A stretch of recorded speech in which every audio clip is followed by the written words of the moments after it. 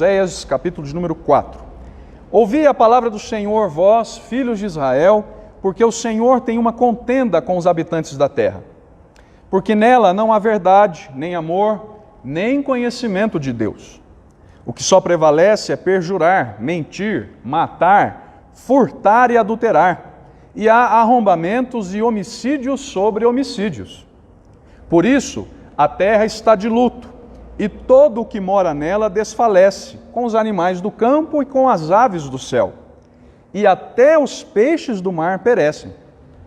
Todavia, ninguém contenda, ninguém repreenda, porque o teu povo é como os sacerdotes aos quais acusa. Por isso, tropeçarás de dia, e o profeta contigo tropeçará de noite, e destruirei a tua mãe. O meu povo está sendo destruído, porque lhe falta o conhecimento. Porque tu, sacerdote, rejeitaste o conhecimento, também eu te rejeitarei, para que não sejas sacerdote diante de mim. Visto que te esqueceste da lei do teu Deus, também eu me esquecerei de teus filhos. Quanto mais estes se multiplicaram, tanto mais contra mim pecaram. Eu mudarei a sua honra em vergonha. Alimentam-se do pecado do meu povo e da maldade dele têm desejo ardente. Por isso, como é o povo, assim é o sacerdote. Castigá-lo-ei pelo seu procedimento e lhe darei o pago das suas obras. Comerão, mas não se fartarão. Entregar-se-ão à sensualidade, mas não se multiplicarão, porque ao Senhor deixaram de adorar. A sensualidade, o vinho e o mosto tiram o entendimento. O meu povo consulta o seu pedaço de madeira, e a sua vara lhe dá resposta. Porque um espírito de prostituição os enganou. Eles, prostituindo-se, abandonaram o seu Deus. Sacrificam sobre o cimo dos montes e queimam incenso sobre os outeiros, debaixo do carvalho, dos choupos e dos terebintos, porque é boa a sua sombra. Por isso, vossas filhas se prostituem e as vossas noras adulteram. Não castigarei as vossas filhas que se prostituem, nem vossas noras quando adulteram, porque os homens mesmos se retiram com as meretrizes e com as prostitutas cultuais sacrificam, pois o povo que não tem entendimento corre para a sua perdição. Ainda que tu, ó Israel, queres prostituir-te, contudo não se faça culpado Judá. Nem venhais a Gilgal e não subais a Bet-Avém, nem jureis dizendo, vive o Senhor. Como vaca rebelde, se rebelou Israel. Será que o Senhor o apacenta como a um cordeiro em vasta campina? Efraim está entregue aos ídolos, é deixá-lo. Tendo acabado de beber, eles se entregam à prostituição. Os seus príncipes amam apaixonadamente a desonra. O vento os envolveu nas suas asas, e envergonhar-se-ão por causa dos seus sacrifícios. Até aqui, meus irmãos, nós já fomos conduzidos em oração pelo nosso irmão Henrique, então vamos para o nosso conteúdo da noite de hoje. Hoje estamos no nosso 11º estudo neste livro do profeta Oséias, aqui no capítulo de número 4. E o nosso objetivo é continuar a compreender este capítulo de número 4 da maneira adequada e, a partir disso, compreender o estado decadente no qual chegou Israel, tal como é descrito aqui na acusação divina presente neste 4º capítulo que acabamos de ler, para que, ao final, então, nós façamos algumas reflexões práticas daquilo que acabamos de ler, mais especificamente dos 3 versos que mencionei anteriormente, para a nossa vida hoje. De que maneira aquilo que nós estudaremos hoje se aplica à minha vida hoje. É o nosso desafio no final deste nosso encontro. Este, portanto, é o nosso plano de estudo. Faremos uma breve recapitulação do estudo passado, como de praxe, sempre fazemos isso, para retomarmos o fio da meada. Depois partiremos para o estudo desses 3 versos específicos, nos quais vemos o anúncio da rejeição e da queda de Israel, para que então, ao final, nós façamos algumas reflexões práticas permitindo o nosso Senhor. Então vamos recapitular brevemente o que vimos no estudo da semana passada, ou seja, para o início, vamos olhar para o início do capítulo de número 4, aquilo que vimos estudando os 3 primeiros versos deste capítulo específico. E o que é que vimos, irmãos? Primeiro, que Deus tem uma contenda e a apresenta ao povo por meio do profeta Israel. Ou seja, Deus tem uma acusação jurídica contra os filhos de Israel. E ela começa a ser apresentada neste capítulo 4. Lembrem-se, até aqui, nos 3 primeiros capítulos que estudamos, o que prevalece é a analogia, a comparação entre o relacionamento do profeta Oséias com sua esposa adúltera, chamada Gomer, e o relacionamento de Deus, o Senhor da Aliança, com Israel, sua esposa rebelde. Mas agora, no capítulo 4, há uma mudança de temática, assim, digamos, essa analogia vai para o segundo plano e Deus começa a apresentar uma contenda, uma acusação contra os filhos de Israel. Ela começa a ser apresentada aqui. E a razão dessa acusação do Senhor contra o seu próprio povo, e neste caso contra o reino do norte, o reino de Israel, lembrem-se da divisão do reino, Judá, reino do sul, Israel, reino do norte.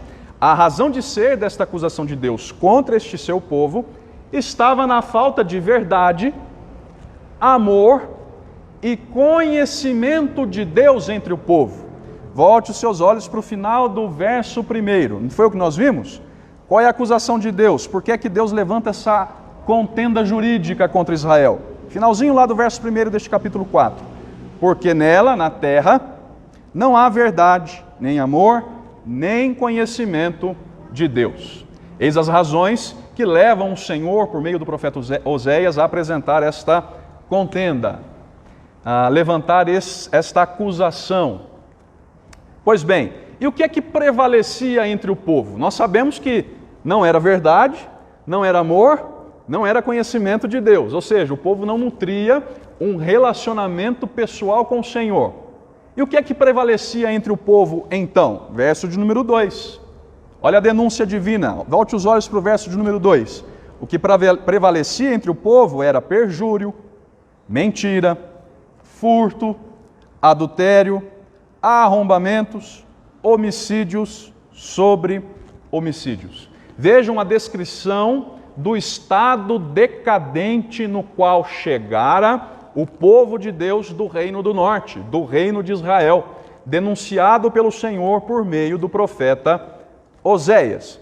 E por causa desse estado decadente, descrito aqui na acusação de Deus, no verso de número 3, nós vimos, toda a terra estava de luto. Era a consequência. Olhe agora o verso de número 3, que nós já lemos. Por isso, a terra está de luto, e todo o que mora nela desfalece, com os animais do campo e com as aves do céu, e até os peixes do mar perecem. Os irmãos se lembram do significado disso, sobre o qual falamos na quarta-feira passada? Aqui estavam os sinais da maldição divina sobre o povo. Os irmãos se lembram dos termos com os quais Deus estabeleceu um pacto com o seu povo? Deus, ao estabelecer um pacto com o seu povo, deixou claro ou claras quais seriam as maldições decorrentes da desobediência do seu povo. Se o seu povo não o obedecesse, maldições seriam entregues, ou melhor dizendo, o povo sofreria de maldições específicas. Se obedecesse, desfrutaria de bênçãos. Mas se desobedecesse, seria cometido por maldições específicas. Isso fica muito claro no Antigo Testamento e, a fim de curiosidade, não sei se os irmãos viram, nesta semana foi descoberto um artefato arqueológico dos dias de Josué, um quadradinho assim, bem pequenininho, arqueologicamente valioso, em que dentro estavam escritas várias maldições dos dias de Josué.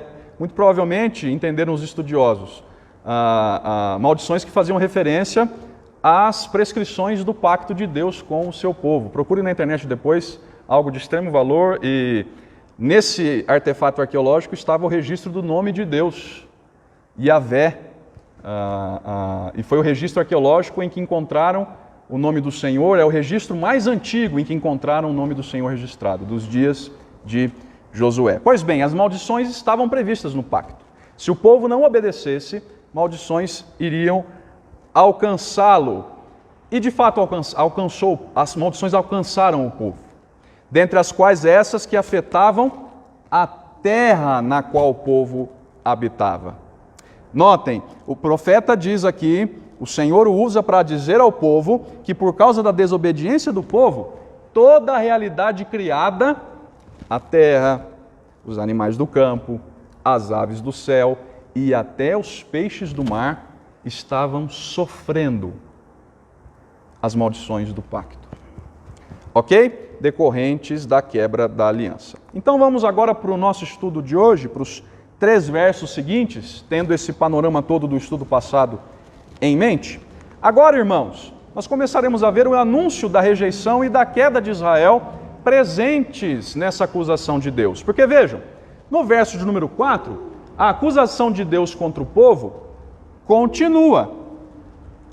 E notem que no início do verso 4 nós vemos que Deus não espera uma resposta do povo nessa contenda que ele apresenta.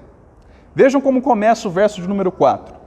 Todavia, ninguém contenda, ninguém repreenda. Esse verso de número 4, irmãos, na língua hebraica original, na qual o texto foi escrito, impõe muitas dificuldades de tradução. É um texto de difícil tradução. Não à toa, várias versões apresentam, se os irmãos repararem, aqueles que têm várias versões em casa podem consultar, versões diferentes apresentam traduções diferentes que trazem mudanças significativas nos sentidos da mensagem. Porque de fato é um texto, é um versículo, é um verso de difícil tradução e várias traduções têm sido propostas aqui. Mas qual é a maneira com a qual os estudiosos concordam em relação àquilo que nós lemos aqui já no início do versículo de número 4? À luz do que nós vimos no verso de número 1, que Deus estava apresentando uma contenda contra o seu povo, uma questão jurídica, como se a linguagem profética e poética do profeta, um tribunal se levantasse em que Deus acusa o seu povo por causa do seu pecado e em que Ele mesmo é o justo juiz que julgará a sua causa.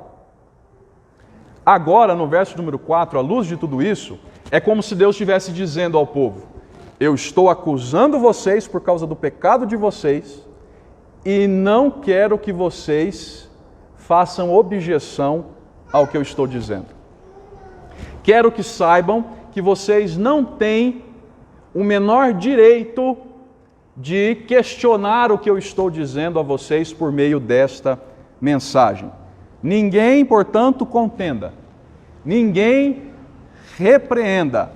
Esse é o sentido. Ou seja, é como se Deus dissesse: vocês, filhos de Israel, não estão autorizados a questionar o que eu estou dizendo, as acusações que eu estou fazendo por causa do pecado de vocês. Vocês não estão autorizados a responder esta contenda, a discutir comigo, a apresentar as objeções de vocês.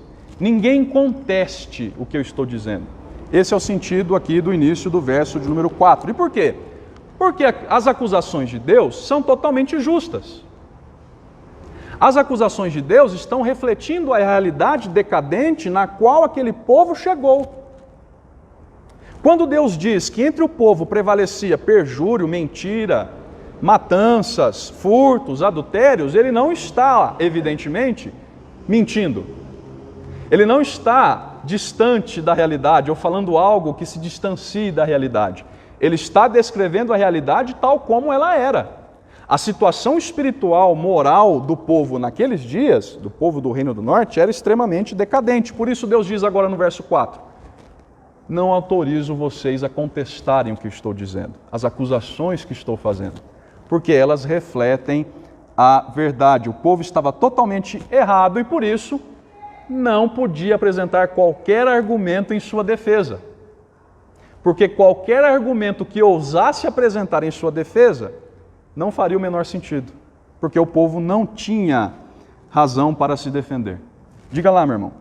Pastor, a gente, aqui no Brasil especificamente, não vive com esse tipo de coisa. É a primeira instância, segunda instância, terceira instância e vai para fora. Quando eu tenho esse negócio de instância não, uma vez só que falou e não há como contestar. Eu fico indignado com a nossa lei brasileira, porque ela não existe. Se uma lei que um juiz condena o criminoso, aí o outro juiz usa a mesma lei e solta o criminoso. Então, na realidade, não existe lei. O que Deus está dizendo para o povo aí é que não existe essa contra-argumento em relação ao que ele estava falando. Porque, na realidade, Deus não estava, agora a gente encontra essa palavrinha aqui, né? Deus não estava acusando ninguém. Deus estava somente falando a realidade que estava acontecendo. E até brincando com uma colega essa semana aí, a gente falava sobre isso, porque aqui no Brasil mudou o termo, né? O camarada chegou aqui, pegou essa Bíblia e levou embora. Não, ele não é ladrão ainda, ele é suspeito. Aqui no Brasil mudou o negócio. Agora já existe a suspeito. Mas você está vendo que o camarada levou, mas ele é suspeito. Por Deus não existia isso. E por que, irmão? É com o povo dele. Porque às vezes as pessoas acham que Deus está falando é com o povo de fora. Não, Deus está falando para a igreja. Sim, sim, realmente. Mas existe uma diferença aí, meu irmão, que precisa ser ressaltada. Por que com Deus não tem esses recursos, né? Assim chamemos. Porque Deus é um justo juiz. Porque Deus não falha. Os tribunais humanos, no nosso caso, por exemplo, aqui no Brasil, têm os seus recursos porque juízes podem falhar nas suas decisões. Podem errar nas suas decisões. É muito comum, por exemplo, que réus sejam condenados injustamente, é comum. E aí se recorre para uma segunda instância, para que a segunda instância averigue se aquilo que a primeira instância fez, se aquilo que ela fez procedeu com a justiça de fato. Mas de fato com Deus não existe isso. Por quê, irmão? Porque Deus é um juiz justo. Aqui no Brasil acontece essa nota. Reto. Essa nota é verde, por isso que tem segunda instância. Infelizmente, porque não existe nenhum juiz, e aí não é nem só a questão humana de passivo de erro, que aí sentimos mesmo, nós somos humanos, somos passivos. Sim. Mas infelizmente, muitas vezes que acontece, é conforme foi colocado aqui. Acontece também, acontece, claro, acontece. Infelizmente. Com Deus não tem isso, exatamente isso. Diga lá, minha irmã. Não, que naquela época Deus exercia o papel de juiz. Por isso que na nova aliança, Jesus é chamado de advogado. Também. Porque, olha, vocês não têm o direito de contestar, porque o advogado não tinha chegado. Ou eles obedeciam, né?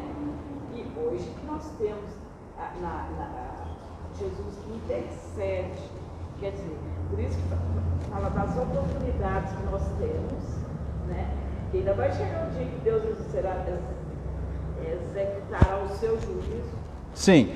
Muito embora, irmã, a ação redentora de Cristo esteja presente tanto no Novo Testamento como no Antigo Testamento. Qual é a diferença, nos termos da irmã, da Antiga para a Nova Aliança?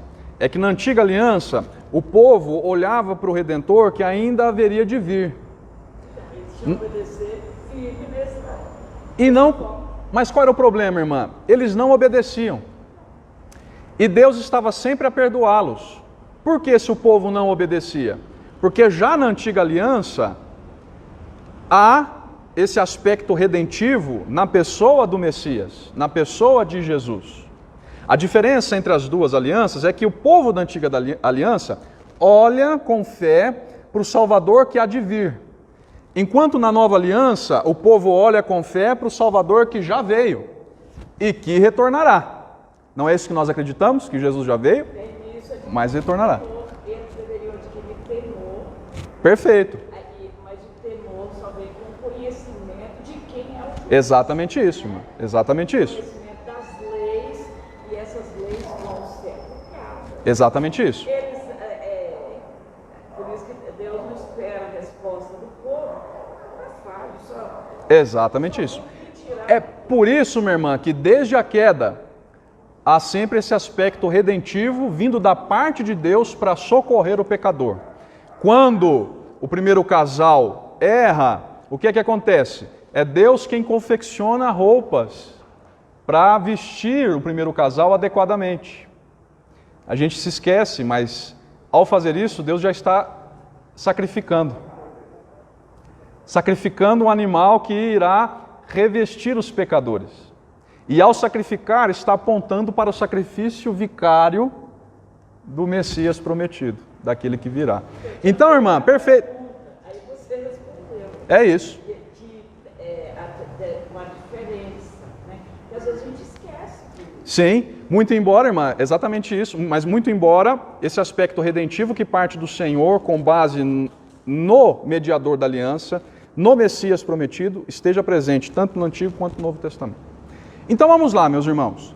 É por isso, é assim que se tem entendido esse início do verso de número 4. É como se Deus dissesse que o povo não tem argumentos válidos para se defender nessa acusação que ele, o Senhor, está apresentando. Não tem por que se contrariar à palavra de Deus. O povo está desautorizado a fazer isso, porque o que Deus está dizendo reflete puramente a verdade. É óbvio, ele é Deus de verdade.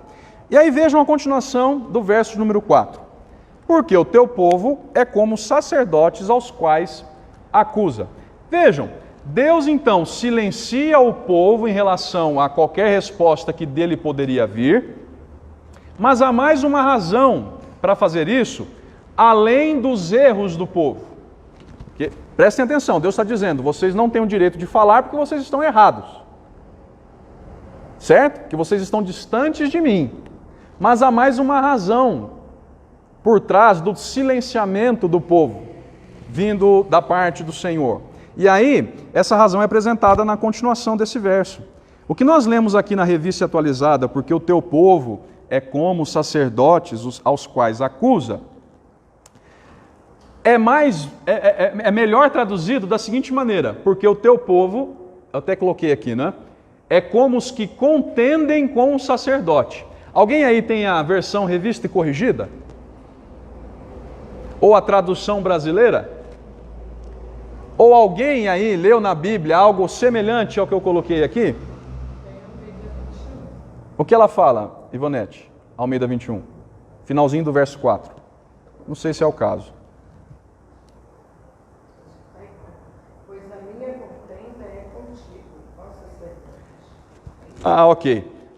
Essa Almeida 21 segue, por exemplo, a tradução Nova Almeida e atualizada, por exemplo, que é a recente que saiu há pouco tempo. E notem, os irmãos se lembram daquilo que nós falamos no domingo na escola dominical? Toda tradução é uma interpretação do tradutor. E os irmãos se lembram do que eu disse há pouco, que esses versos são extremamente difíceis de traduzir da língua hebraica? É por isso que há divergências nas traduções, porque os tradutores interpretam a seu modo o que está escrito aqui. Mas de um modo mais literal da língua hebraica, eu diria que a revista e corrigida e a tradução brasileira estão numa mensagem mais aproximada daquilo que é transmitido aqui. Porque essa é a ideia mesmo, porque o teu povo é como os que contendem com o sacerdote. E a pergunta é, o que isso quer dizer, pastor? Marquem aqui o texto de Oséias e abram em Deuteronômio, capítulo 17.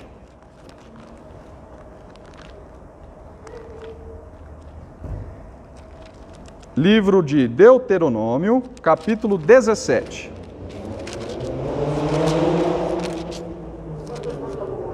O senhor estava falando exatamente por isso, porque o povo está acostumado a chegar lá no sacerdote, chorar as pitangas com ele, falar com ele, e acha que com Deus vai ser do mesmo jeito. Se o povo quiser concordar do ar, vamos lá, ora, vamos dizer aí para nós, porque Também, acharam que é continuado, não mesmo. também, meu irmão.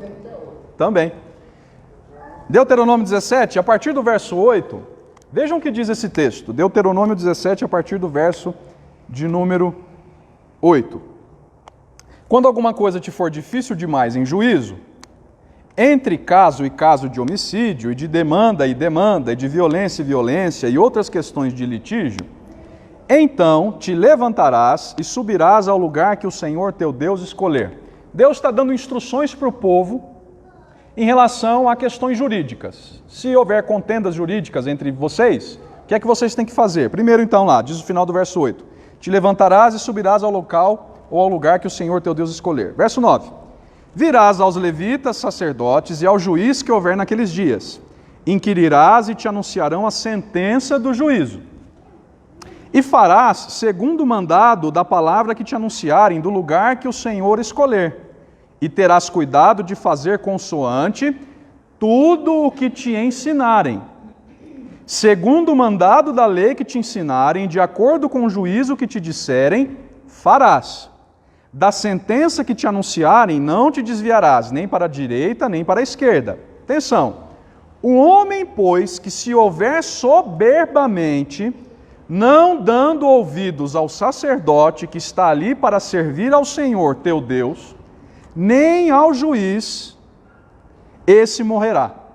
E eliminarás no mal de Israel, para que todo o povo ouça, tema e jamais se ensoberbeça. Prestaram atenção ao texto? Deuteronômio, dias de Moisés, centenas de anos antes aqui do livro do profeta Oséias, dos dias do profeta Oséias. Deus está dando instruções para o povo. E agora dá instruções em relação às questões jurídicas que, porventura, viessem a surgir entre o povo. Se houver contenda entre vocês, se alguma coisa for difícil demais para resolver, se tiver que ir para juízo, casos de homicídio, lá no verso 8, demanda, violência, questões de litígio, o que vocês vão fazer? Vocês vão procurar, verso 9, os levitas, sacerdotes e o juiz que existirem nos dias de vocês. Vocês vão perguntar a respeito da causa pela qual vocês estão pleiteando e eles vão dar a sentença, como representantes de Deus.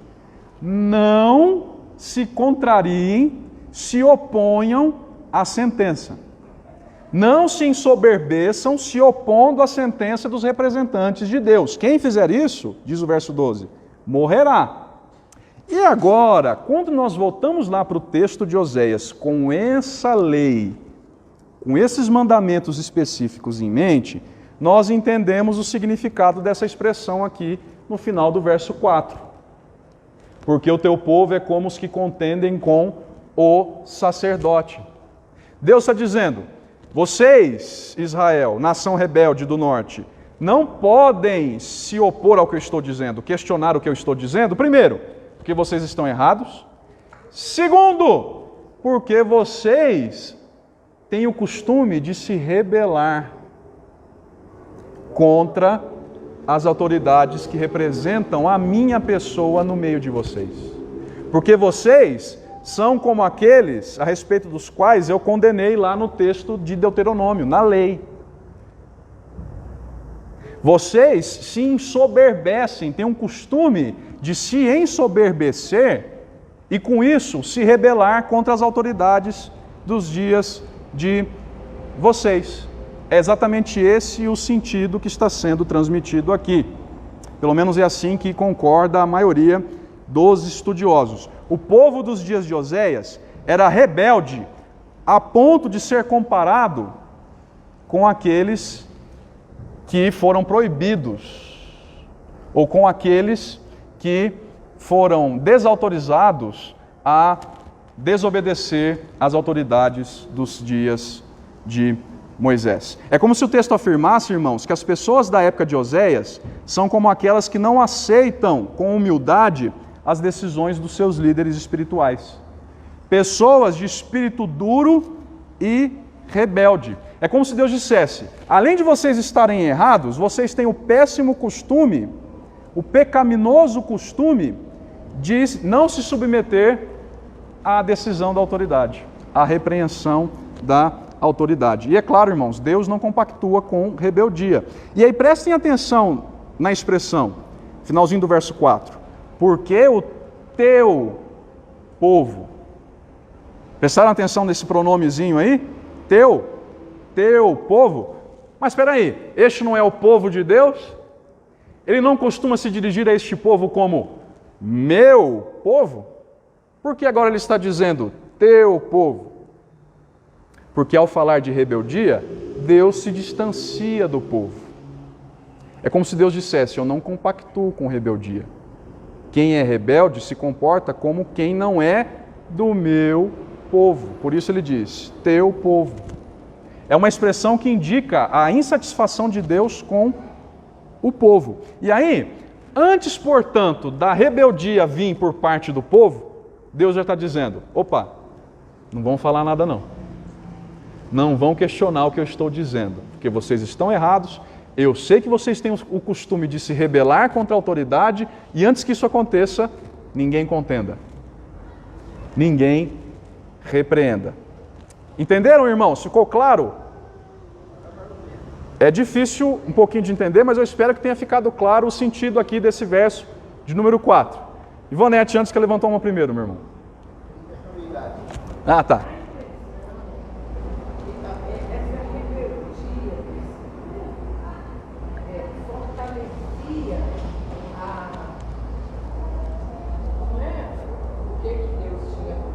A contenda.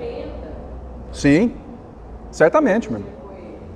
E dá também a impressão que Deus não tinha um cuidado com eles. Deus não queria, de jeito nenhum, que eles, igual ele fala que vai para a maldição, vai fazer não sei o quê, vai fazer não sei o quê, mas a gente faz eu faço uma interpretação, quero dizer se está certo. Sim, meu irmão. Vamos lá. Eu faço a interpretação de que ele faz tudo isso, mas pensando no arrependimento deles. Pensando Perfeito. Trabalhando Perfeito. no arrependimento deles. É isso? Exatamente isso. Exatamente isso. Exatamente isso. Não, punia mesmo, mas para eles sentirem Exatamente isso. a grandeza deles. Sim, perfeito. Exatamente isso. Para a restauração do O povo. amor, né? Exatamente isso. É um amor restaurador de Deus. Porque a gente pode fazer esse tipo de aplicação já, né? Adiantando. Amar não significa sempre passar a mão na cabeça. Há quem confunda essas duas coisas, que amar é passar a mão na cabeça.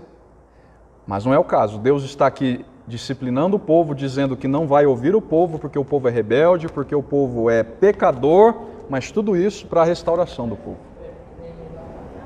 Deus vai disciplinar o povo por amor. Porque nem sempre amar, aliás, sempre, né? Amar não significa passar a mão na cabeça. Amar também significa corrigir. Punir quando é necessário. É o que eu tenho que fazer, por exemplo, com a minha filha. Porque eu a amo, eu preciso puni-la, corrigi-la quando é necessário. Isso se aplica em diversas áreas, não é? Aquele que está aqui fala lá é cedo ou é um povo além de estar errado, tipo frutos, não? Eu escrevi com base nos comentários dos estudiosos. Diga lá, meu irmão. A pergunta é, quando na expressão dentro do texto, quando ele fala o teu povo, eu posso entender como se tinha uma linguagem típica de governo representativo, né? Eu não estava falando com o povão todo, estava falando com as autoridades ali, o público, sei lá de quantos. Quando ele fala teu povo, é o povo de vocês. Não é, já esse povo está distante de mim, é o povo, no nosso caso, que é o governo representativo. Está falando com os presbíteros, mas a informação é para a igreja toda. Entendi. Eu posso entender se teu povo... Eu acho, irmão, que é melhor entender, ó, à luz do verso 5, lá no finalzinho, destruirei a tua mãe. Que é como se ele falasse com a nação de Israel, que é a mãe, né? É a mãe dos seus filhos, os filhos de Israel. Então é como se Deus se dissesse, o teu povo, ó Israel, o teu povo, ó nação de Israel. E é extremamente, irmãos, vejam como um pronomezinho faz toda a diferença no sentido. É extremamente simbólico o que é dito aqui. Porque quando Deus diz teu povo, Ele está manifestando a sua reprovação em relação ao povo. Porque quando há aprovação, Ele diz meu povo. Se os irmãos, por exemplo, forem para o livro do profeta Ageu, que é um profeta posterior, o povo foi, e é um profeta do reino do sul, do reino de Judá, né? Lá também, quando Deus irá reprovar o povo, Ele chama teu povo. E há várias outras ocorrências em livros proféticos. Mas esse é o sentido aqui do verso 4, irmãos. Entenderam? Alguma dúvida? Podemos avançar? Então vamos lá para o verso de número 5. E aí, por causa disso tudo, por causa dos seus pecados, inclusa aí a sua rebeldia, vem a sentença do verso 5. Aquilo que dá título aqui à nossa divisão, né? Vem o anúncio da rejeição e da queda de Israel. Vejam o verso 5. Por isso, tropeçarás de dia, e o profeta contigo tropeçará de noite, e destruirei a tua mãe.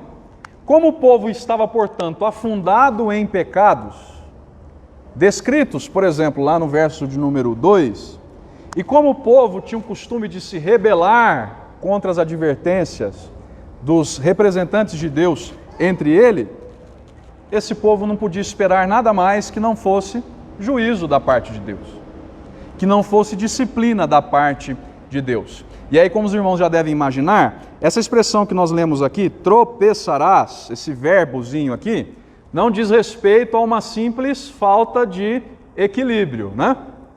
Por quê? Qual é o sentido aqui? Deus está falando de um grande desastre por vir.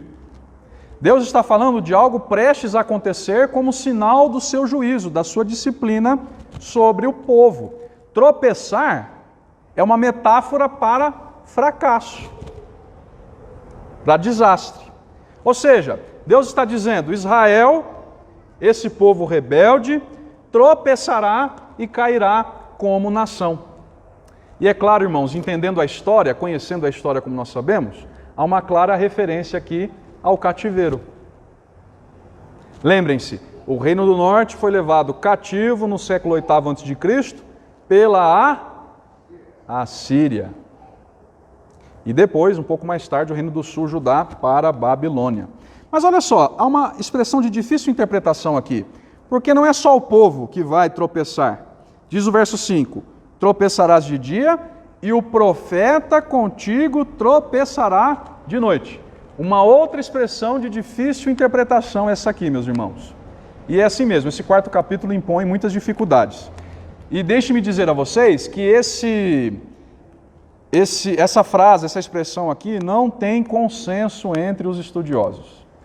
Parem para pensar, irmãos, nós estamos a mais de 2.800 anos de distância do texto.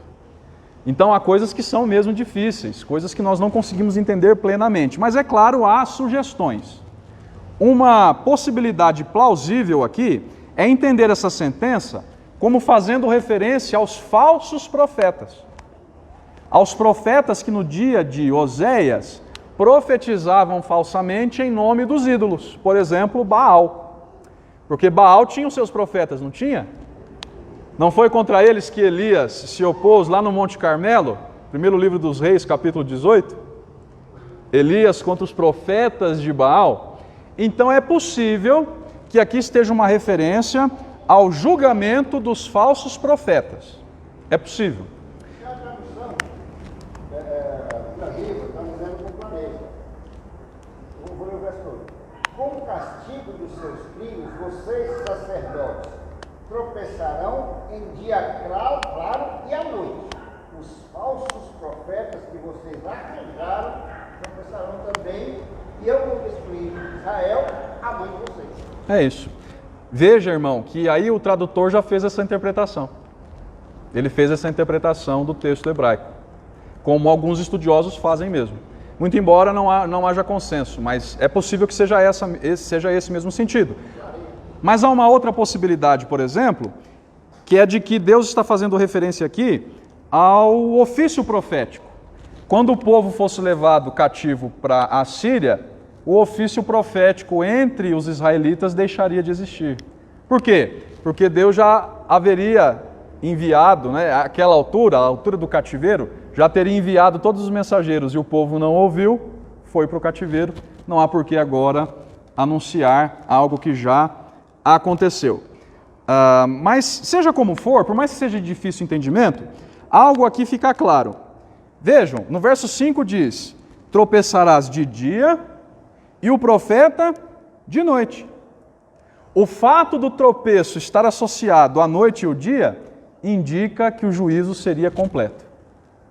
Indica que a disciplina seria abrangente, que não haveria mesmo escapatória.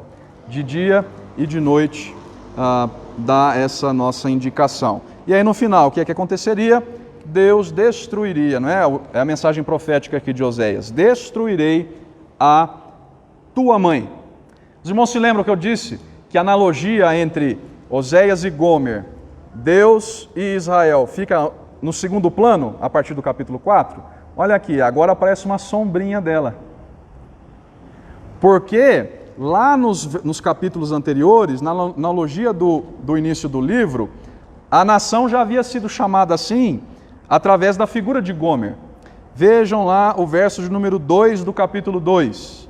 Repreendei vossa mãe, repreendei-a. Agora, essa analogia que a partir do capítulo 4 ficou em segundo plano, parece dar uma sombrinha aqui nesse versículo de número 5. O que Deus está dizendo é que vai destruir, ou seja, vai julgar, vai disciplinar a nação de Israel, o reino do norte. E por quê, irmãos? O verso 6 continua a apresentar razões. Já falei sobre isso, né? A mãe dos israelitas, ou seja, a própria nação de Israel, será destruída pela justa ação divina. E aí o verso 6 dá uma das várias razões. Por que o povo será destruído? Verso 6, o meu povo está sendo destruído porque lhe falta o conhecimento. Em suma, o povo seria disciplinado por Deus porque não tinha conhecimento de Deus. E aqui, entendam conhecimento, já disse isso na semana passada e volto a repetir, mais do que simplesmente experiência intelectual. Conhecimento é relacionamento. O povo não nutria um relacionamento pessoal com Deus. Não agia em conformidade com a vontade de Deus. E por isso o povo, segundo a profecia, seria disciplinado, destruído. O povo estava distante de Deus. Os seus pecados revelavam isso. A sua rebeldia revelava isso, que o povo estava distante de Deus e por isso, distante também do desfrute das bênçãos de Deus. Por isso está prestes a sofrer as maldições da aliança. Porque tu, sacerdote, verso 6, rejeitaste o conhecimento, também eu te rejeitarei, para que não sejas sacerdote diante de mim. Notem, o povo rejeitou o conhecimento de Deus. Agora também será rejeitado. E a qual sacerdote se faz referência aqui? Porque tu, sacerdote, rejeitaste o conhecimento, também eu te rejeitarei. A própria nação de Israel. Não há um sacerdote em específico, pelo menos não ainda. Eles ainda, os sacerdotes em específico, o ofício sacerdotal, ainda será repreendido por Deus. Mas aqui, quando Deus diz, tu, sacerdote, a referência é a própria nação de Israel. Nós entendemos isso à luz, por exemplo, de textos como Êxodo 19:6. O que é que Deus disse que faria do povo lá, neste texto específico? Um reino de sacerdotes. É o texto que Pedro cita lá na sua primeira carta, capítulo 2, verso 9, que em Cristo todos foram feitos sacerdócio real, reino de sacerdotes. Então, quando se fala aqui do sacerdote, se está falando diretamente da própria nação. A nação perderá esse seu status de representante de Deus, do sacerdócio divino. Porque ela se esqueceu do Senhor, olha lá, também eu te rejeitarei, verso 6, para que não seja sacerdote diante de mim. Ela perderia esse seu status, esse seu estatuto conferido pelo próprio Senhor, tal como dito a Moisés. Final do verso 6 para encerrarmos. Visto que te esqueceste da lei do teu Deus, também eu me esquecerei de teus filhos. Deus então está anunciando a rejeição e a queda de Israel. Ok? Versos compreendidos aí de 4 a 6. Alguma dúvida em relação ao sentido, ao texto? Então vamos para nossas reflexões práticas para terminarmos hoje? Vamos pensar em algumas coisinhas para a nossa vida hoje, com base em tudo que nós vimos até aqui. O que tudo isso significa para nós hoje? O que nós aprendemos ou podemos aprender disso tudo para a nossa vida hoje? Primeira delas, foi errado aí, né? Uma questão que nos leva a refletir à luz aqui do que nós lemos. Como nós costumamos reagir à confrontação? Porque vejam, irmãos, como pecadores que somos, nós todos estamos sujeitos aos erros, concordam? Ou alguém aqui é perfeito? Se vocês forem como o pastor que vos fala, vocês têm vários e vários erros. Lutam contra vários e vários pecados. Por causa disso, nós também estamos sujeitos à correção, porque todos nós erramos. A Bíblia nos estimula, inclusive, a nos exortarmos mutuamente como cristãos. Alguém pode ler esse texto para mim rapidinho, enquanto eu vou falando aqui? Hebreus 3, versos 12 e 13. Estamos nas reflexões práticas, tá, irmãos? Já estamos encerrando. Hebreus 3, versos 12 e 13. Vejam aí como a Bíblia, a palavra de Deus, nos estimula a exortação mútua. Hebreus 3, versos 12 e 13. Tente cuidado, irmãos, jamais aconteça ver que qualquer de vós perverso coração de incredulidade que vos afaste de Deus vivo. Pelo contrário, exortai mutuamente cada dia durante o tempo que se chama hoje, a fim de que nenhum de vós seja endurecido por engano do pecado. Obrigado, minha irmã. Veja um dos instrumentos com os quais Deus faz com que nós não caiamos aqui, né? Não nos endureçamos no engano do pecado. A exortação mútua. A responsabilidade que como crentes nós temos de, por exemplo, Rebeca, minha irmã, está errado. Miriam, meu irmão, o que você está fazendo está errado. Aí a Rosângela vem a mim, pastor, está errado. Aí o presbítero Evêncio vem até o pastor, está errado. E vice-versa, exortação mútua, edificação mútua. A Bíblia nos recomenda fazer isso. Mas a questão é, à luz do que nós estudamos aqui em Oséias, como nós costumamos reagir quando nós somos confrontados por esse tipo de exortação? Nós não podemos, irmãos, ser como os israelitas nos dias de Oséias, que eram conhecidos pela sua insubmissão, pela sua rebeldia. Não foi assim que Deus os exortou, dizendo: vocês são como aqueles que se opõem aos sacerdotes? Ou seja, dignos de morte, no caso da antiga aliança, da lei de Moisés. No corpo de Cristo, nós devemos receber as exortações, por mais difícil que seja, com humildade e com amor. Não é fácil ser corrigido, é? Não, e mesmo porque aí não é o sacerdote se enfiava no meio do povo, não está corrigindo. Quem corrigiu foi Deus. Agora a pessoa, você está vendo, quem está mais errado que você. E começa, porque você está. Não gosto disso, não. Ninguém de nós gosta, minha irmã. Ninguém de nós gosta de ser corrigido. A verdade é essa. Você está vendo que o trem está lá no fundo do poço e está querendo te tirar do peixe, você imagina se o sacerdote fizer. Ninguém gosta, irmã. A verdade é essa. Eu mesmo não gosto, vou confessar para os irmãos. Várias e várias vezes a Bárbara vem me dizer: você está errado. E qual é a primeira reação do pastor? É procurar autojustiça, justiça própria. Não estou errado. Eu estou certo, é você que não está vendo pela ótica com a qual estou vendo.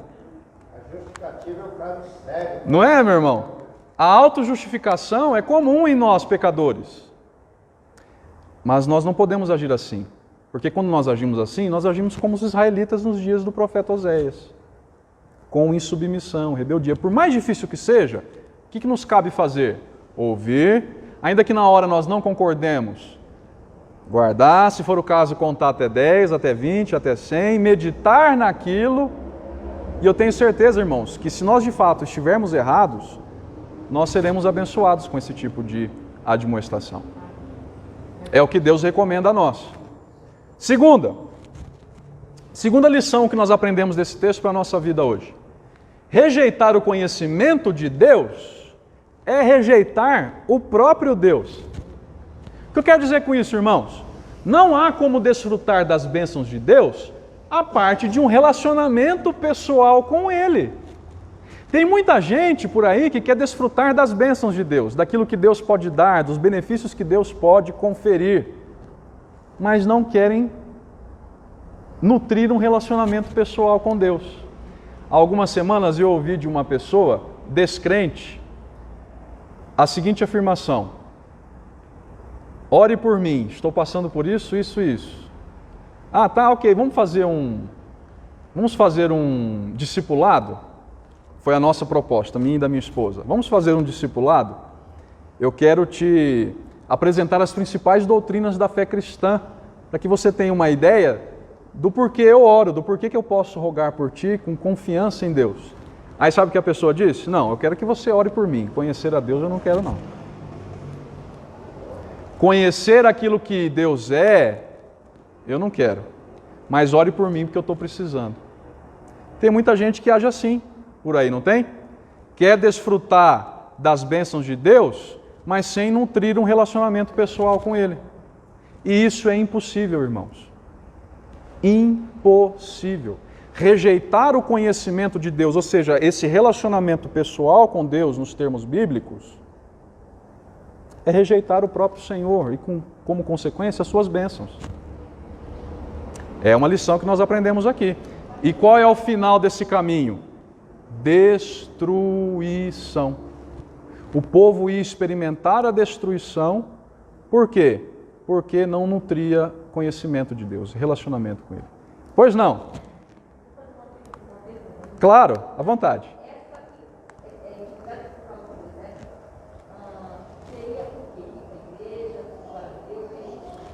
É mais do que isso. Seu nome mesmo?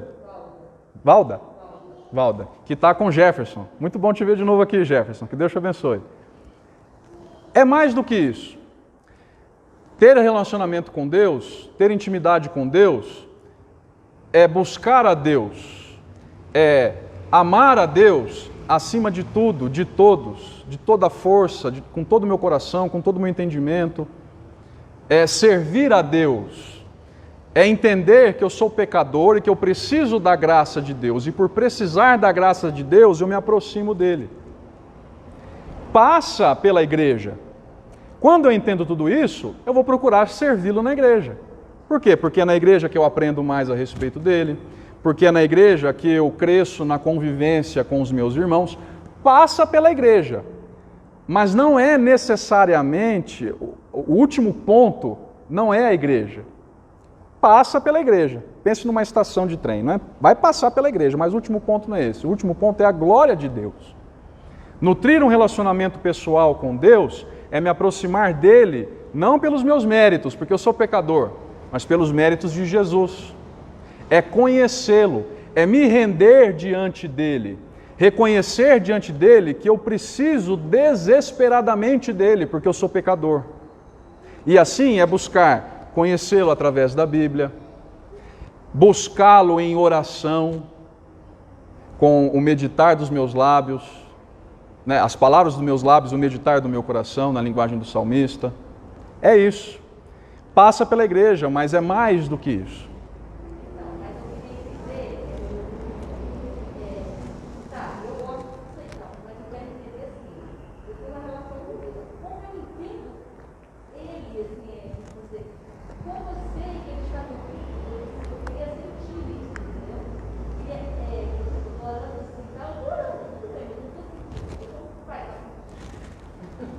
É pela fé, Valda. É mais do que sentir, porque às vezes a gente não sente mesmo, mas pela fé.